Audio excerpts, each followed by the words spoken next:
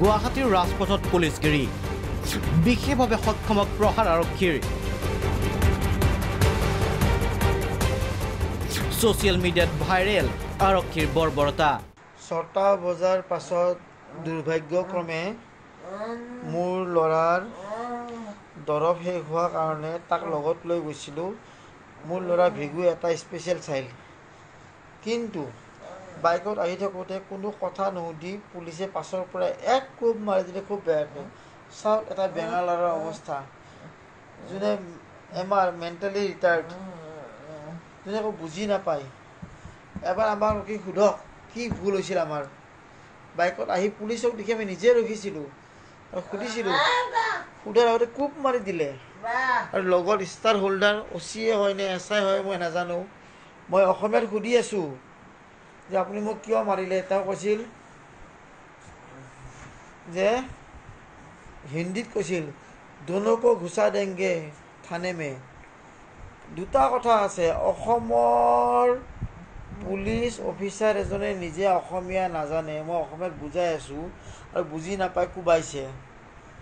মোক কৈছে সোমাই দিম, তোৰ ল'ৰাকো সোমাই দিম। তাৰ ভাবি চাওক, এই আজি অসমৰ অৱস্থা। তেওঁ নিজে অসমীয়া নাজানে, কিন্তু আমাৰ ভৰলো অসমীয়াৰ পুলিচ, অসমৰ পুলিচ অফিচাৰ। চাওক মোৰ ল'ৰাৰ অৱস্থা চাওক, এনেকৈ পিটিছে, এনেকৈ মাৰিছে, এক কোবে মাৰিছে, কিন্তু বাচ্চাটো কি বুজি পায়, এটা বেঙা ল'ৰা।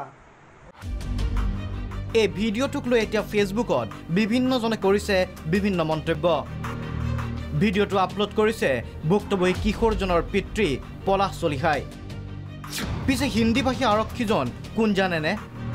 মহানগৰ আৰক্ষীৰ যান বাহন শাখাৰ ডিচিপি মান্যক জা। ডিচিপিৰ ডেৰক্ষীয়ে লাঠিৰে প্ৰহাৰ কৰিছিল কিশোৰজনক, আৰু ডিচিপিজনে হিন্দী ভাষাতে থানাত সোমাই থম বুলি ভাবুকি দিছিল পলাশ চলিহা আৰু পুত্ৰক। ইতিমধ্যে এই ঘটনাত তদন্ত ঘোষণা আৰক্ষী আয়ুক্তৰ। ডিচিপি ৱেষ্টক দায়িত্ব দিছে তদন্তৰ। এই যিটো ঘটনা হ'ল কালি, এইটো এটা বিচ্যুতি। এইটো অসম পুলিচৰ চৰিত্ৰ নহয়। লগে লগে আমাৰ মানুহ গৈছে, আমাৰ জ্যেষ্ঠ বিষয়াই তেখেতলোকক ঘৰ ভিজিট কৰিছে আৰু তেখেতলোকক সান্তনা দিছে, আৰু যে ভুলটো আমাৰ ফালৰ পৰা হৈছে সেইটো স্বীকাৰ কৰিছে, আৰু কমিশনাৰ অফ পুলিচে এই সংক্ৰান্তত এটা অনুসন্ধানৰ কাৰণে কাৰোবাক দায়িত্ব দিছে।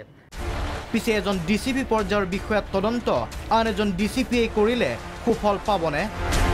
তাক লৈ উত্থাপন প্ৰশ্নৰ।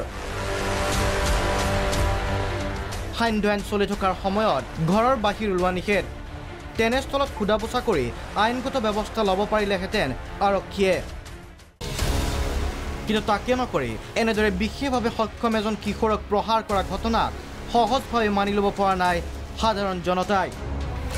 ঘটনাত তদন্ত ঘোষণা আৰক্ষী সঞ্চালক প্ৰধান ভাস্কৰজ্যোতি মহন্তৰ। ভিডিঅ' জাৰ্নেলিষ্ট সৌৰভ দেৰ সৈতে সমৰজ্যোতি শৰ্মা ৰিপৰ্ট, প্ৰাগ নিউজ।